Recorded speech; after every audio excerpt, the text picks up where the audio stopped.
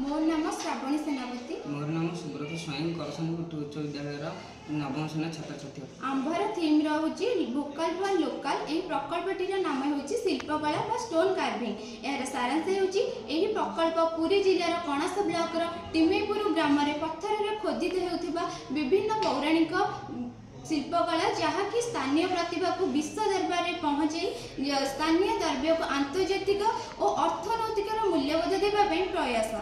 आमर प्रकल्प होची स्थानीय उत्पादक और कारीगर मानक समर्थन करने, विदेशी पदार्थ उपर निर्भरता कमाइबा, नुआ रोजगार सृष्टि करने, देशी पदार्थ उपर गर्वबोध कराइबा। एहार प्रमुख समस्या गुड़िक होची वर्तमान उन्नति प्रजुक्तिविद्या एवं आधुनिकरण व्यवस्था जो प्रतिटी राज्यर आंचलिक द्रव्यर किणाबिका साधारणतः कमिबारे लगी। देश उन्नति नुआ शिल्प गठन आवश्यक, विदेशी पदार्थ सहित जोग प्रतियोगिता न करबा एवं लोकमानक मनोभाव विदेशी जिनिस भल भाविबा प्रचार और विज्ञापन अभाव जो यह होइथाय।